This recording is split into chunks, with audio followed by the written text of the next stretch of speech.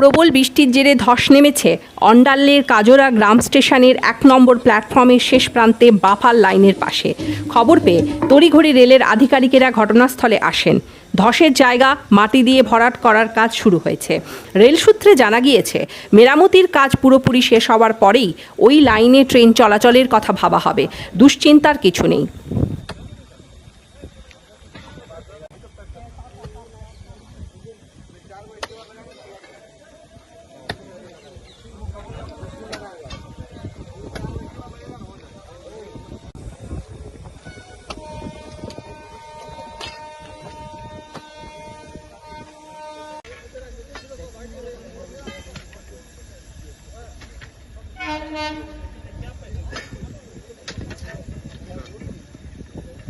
side